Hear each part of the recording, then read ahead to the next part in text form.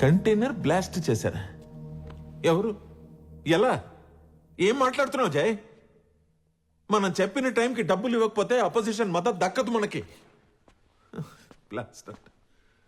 ఇప్పటికే 2 సార్లు రిక్వెస్ట్ చేసి గవర్నర్ మీటింగ్ ని వాయిదా వేస్తూ వస్తున్నాను. ఏం చెప్పంటావు గవర్నర్కి? ఇలా అయితే నువ్వు సీఎం అవడం చాలా కష్టం జయ్. ఆ డబ్బు నాతే రాకుండా ఎవడు ఆపుతున్నాడో ఆలోచించు మానేసి.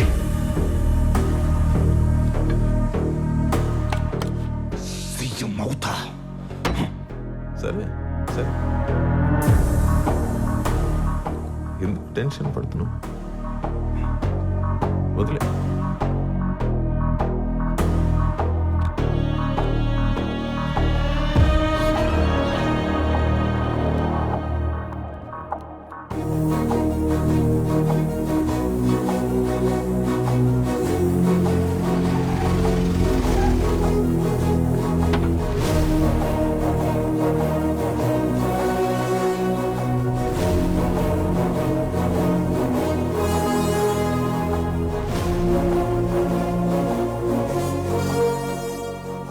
తప్పుల మీద తప్పులు జరుగుతున్నాయి బ్రహ్మ.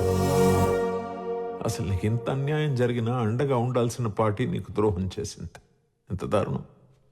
ఈ తప్పులన్నీ జరగడానికి కారణం అజయ్. పీకేఆర్ గారి లోటు కనిపించకుండా పార్టీని ముందుకు తీసుకెళ్దామని వాడితో చేరాను. అసలు జరిగిన దానికి నేను క్షమాపణ ఎలా అడగాలా నేను ఆలోచిస్తుంటే నిన్ను చంపడానికి వాడు మనుషుల్ని పంపిస్తాడా? చచ్చ, ఎంత దారుణం, ఎంత దిగజారుడుతాను. నేను తప్పు చేశాను బ్రహ్మ, నువ్వు నన్ను క్షమించాలి, తప్పదు. ఇందుకోసమే వచ్చావా?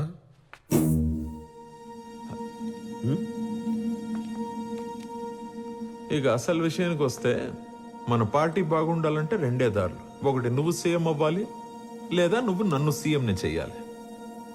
ఇందుకోసమే వచ్చావా? కాదు బ్రహ్మ.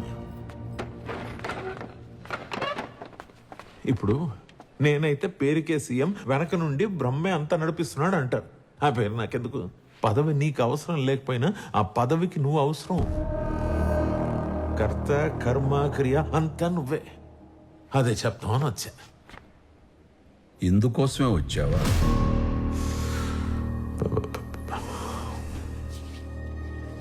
సరే బ్రహ్మ, ఒప్పుకుంటున్నాను. ఇదంతా చేస్తున్నది, ఇక్కడికి వచ్చింది నా స్వార్థం కోసమే. నా స్వార్థం కోసమే వచ్చాను, సరేనా? మన పీకేఆర్ గారితో ఉండి ఉండి గెలుపుకి అలవాటు పడి పదవే ఒక వ్యసనంగా మారిపోయింది నాకు. దాంట్లో తప్పే ఉంది. ఇప్పుడు చెరువులోని చేపలు ఆకలి కోసం నాచుని తింటాయంట. ఏదైతే ఆ మురికి క్లీన్ అవుతోందిగా, ఆ చేప నేననుకో నా ఆకలి కోసం తిన్నా మన జనజాగృతి పార్టీ ప్రక్షాళన అవుతోంది కదా. అసలు కళ్ళు చూసి నిజం చెప్పకుండా ఉండలేకపోతున్నాను బ్రహ్మ. నువ్వు సీఎం అవుతానని నువ్వు అను, 100 మంది ఎమ్మెల్యేలని ఎలా ఆడించాలో నేను చెప్తాను నీకు. నువ్వు జస్ట్ ఒక ఊ అను బ్రహ్మ.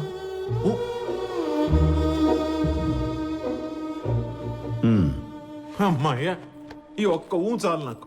ఇందుకోసమే వచ్చావా అని అడిగి అడిగి అసలు ఈ భూమి మీదకి ఎందుకు వచ్చానా అని గుర్తు చేసావు నాకు. ఇక నేను చూసుకుంటా, మాటల్లో కాదు చేతల్లో చూపిస్తా.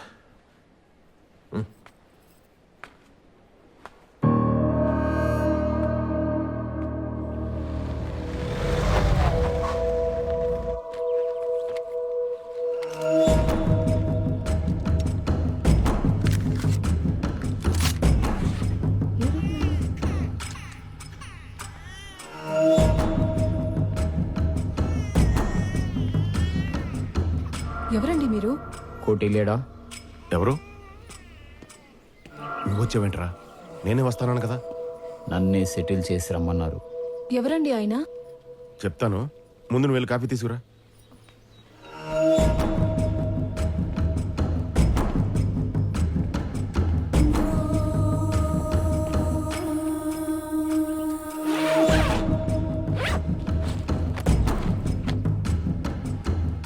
మరి పాస్పోర్ట్లు టికెట్లు ఉన్నాయి, ఇద్దరిని పంపేయమన్నారు. రే, ఏంట్రా ఇది? నేను కన్నా మాట దాడతావు. దీని అవసరం అయితే లోపల పెట్టరా, తను చూస్తే ప్రాబ్లం అవుతుంది.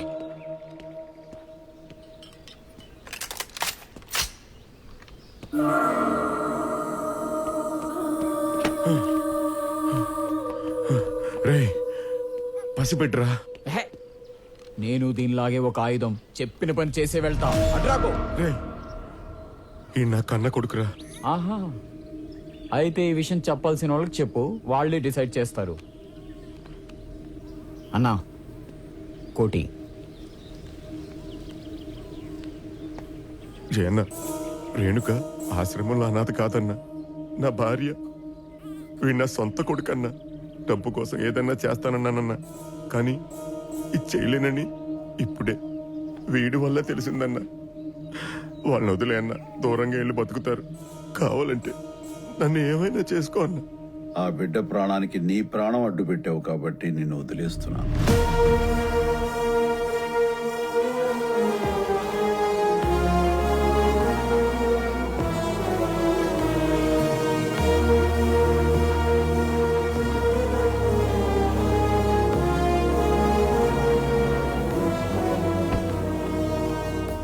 రమ్మన్నా, నన్ను క్షమించన్నా.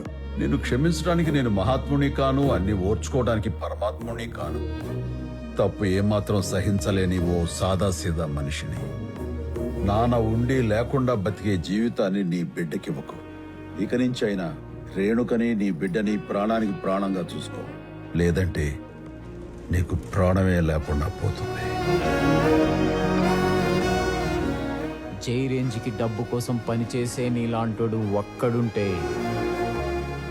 ఆయన రేంజ్కి అభిమానంతో పనిచేసే నాలాంటోళ్ళు ఎంతమంది ఉంటారు?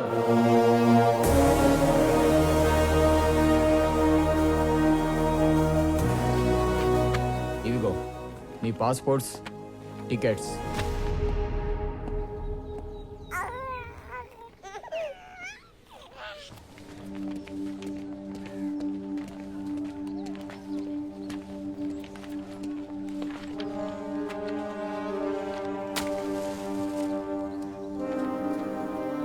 Sir,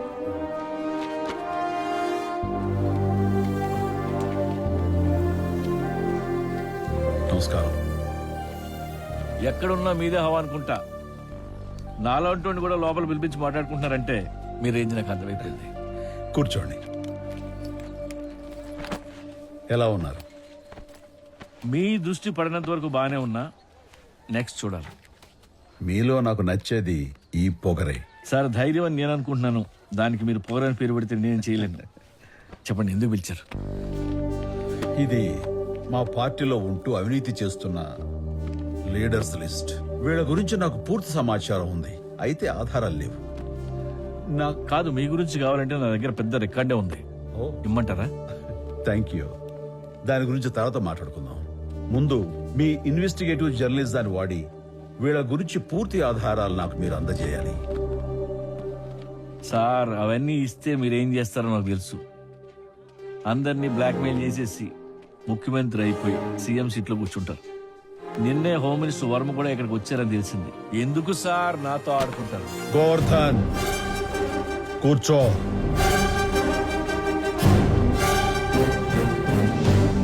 look my friend, don't judge a book by its cover. నా గురించి నీకు తెలిసింది కేవలం అట్ట మాత్రమే. నాకు అట్టా తెలుసు, అట్ట లోపల ఉందో కూడా తెలుసు. మీరేమో పెట్టుకున్నది పొలిటికల్ మాస్కు, చేసేవన్నీ క్రిమినల్ యాక్టివిటీస్.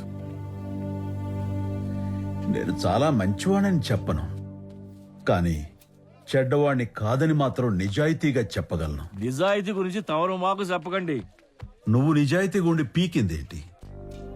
రాత్రికి రాత్రే మారిపోవడానికి ఇది గడియారంలో సమయం కాదు, సమాజం. ఏంటి ఖాళీగా ఉంటే ఇలాంటి కుటిషన్లు నేను చెప్తాను. నేను నమ్మిన నిజం కోసం తల తెగినా నిలబడతా, ఏ స్థాయికైనా వెళ్లి పోరాడతా. ఏ స్థాయికైనా వెళ్ళగలవా? ఏ స్థాయికైనా. ముఖ్యమంత్రి పీకేఆర్ గారి స్థాయికి వెళ్ళగలవా? ఆయనలాగా నిజాయితీతో పోరాడే స్థాయికి వెళ్ళగలవా? మాస్టర్ గారు, నాన్నగారు నిజంగానే రమ్మన్నారా? ముఖ్యమంత్రి గారే నీ పుట్టినరోజు సంగతి గుర్తు చేసి నిన్ను తీసుకురమ్మని చెప్పారు బ్రహ్మ. మీవన్నీ అన్యాయమైన కాంట్రాక్ట్లు. వాటికి నేను అనుమతిస్తే ఫ్యూచర్లో ప్రజలు తాగునీటిని, పీల్చే గాలిని కూడా డబ్బుతో కొనుక్కోవాల్సిన పరిస్థితి వస్తుంది. ప్రజల కనీస అవసరాలైన విద్య, వైద్యం, వసతి ఇవన్నీ కూడా ప్రభుత్వం చేతులు దాటి ప్రైవేట్ పరం చేస్తే ఇంక ప్రభుత్వం ఎందుకున్నట్టు, ఏం చేస్తున్నట్టు? ఇవన్నీ మా దగ్గరికి పార్టీ ఫండ్ అడుక్కోవడానికి వచ్చినప్పుడు చెప్పాల్సింది. మా డబ్బులతో మిమ్మల్ని సీఎం చేసింది మాకు ఉపయోగపడతారని, అంతేకాని ఇలా మేం తీసుకొచ్చిన ప్రాజెక్ట్స్ రిజెక్ట్ చేస్తారని కాదు. మీకంత ప్రజాసేవ చేయాలని ఉంటే ఏ ఎన్జిఓనో ట్రస్ట్ లో పెట్టుకోండి. 4 కాంట్రాక్టుల మీద సంతకాలు పెట్టమంటే పెద్ద నీతులు చెప్తున్నారు. ఒక్కసారి నా మాట వినండి. మీతో డిస్కషన్ కి మాకు అంత టైం లేదు. If you don't sign the contracts and licence files by tomorrow, మీరు ఆ సీఎం సీట్ లో ఉండరు. జాగ్రత్త. Let's go. మీరేం చేస్తారో త్వరగా నేను చెప్పేది అర్థం చేసుకోండి. Time please.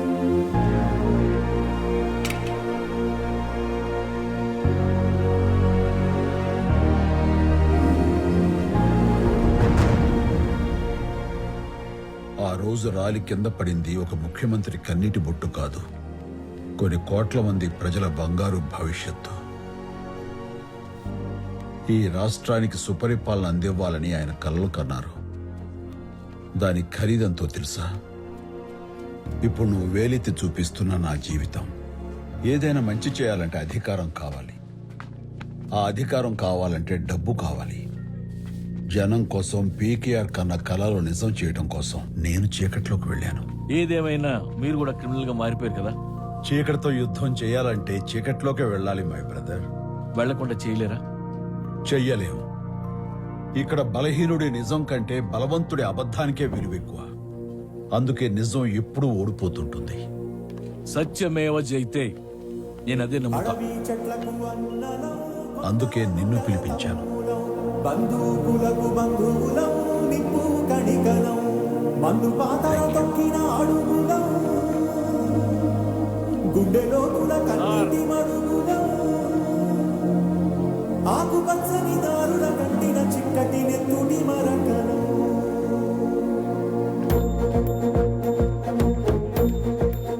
All right, listen up everybody. For some sensitive reasons, me phones అన్ని ఇప్పుడు కలెక్ట్ చేయబడతాయి. Security.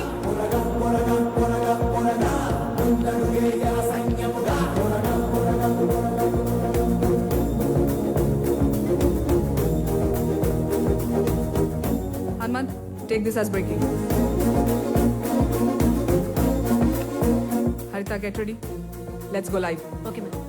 3, 2, 1. నమస్తే. నిజంతో నడుద్దాం ఎన్ఎన్టీవీలో ఇప్పుడు బిగ్ బ్రేకింగ్ న్యూస్ చూద్దాం. కొన్నాళ్ల క్రితం జేజే పార్టీ ట్రెజరర్ బ్రహ్మతేజ మీద అత్యాచార ఆరోపణలు చేసిన రేణుక ఇప్పుడు మన స్టూడియోలో ఉన్నారు. అదేంటో ఆమె మాటల్లోనే అడుగు తెలుసుకుందాం. రేణుక, చెప్పండి. ఈ బిడ్డకి తండ్రి బ్రహ్మ అని రేణుక చెప్పిందంతా అబద్ధం. ఆ కన్న తండ్రి నేను. రేణుక నా భార్య. నేనే డబ్బు కోసం ఆశపడి తనతో ఈ అబద్ధం చెప్పించాను. అప్పుడో మాట ఇప్పుడో మాట చెప్తున్నారు. సార్, ఆ బ్రహ్మకి భయపడి బయటికి ఇదంతా రండి, చెప్తున్నారా? లేదు, ఆ బ్రహ్మ వెనకున్నాడన్న ధైర్యంతో చెప్తున్నాను.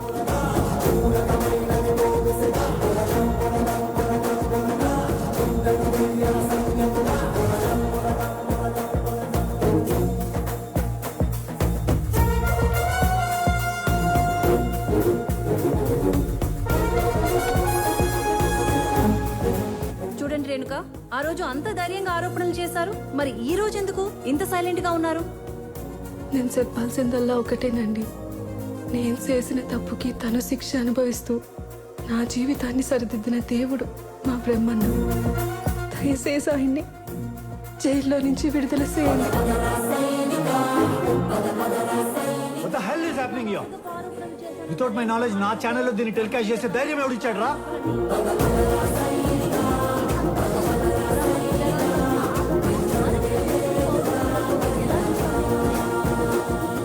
ఇంతకు ముందు డబ్బు కోసం అబద్ధం ఆడానన్నారు కదా, మరి ఆ డబ్బు వెనకాలన్న అజ్ఞాత వ్యక్తి ఎవరు?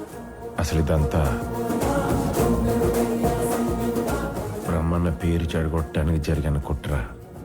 Keep the close shot. ఇదంతా చేసింది Not a word. Out of this place. And all of you, out.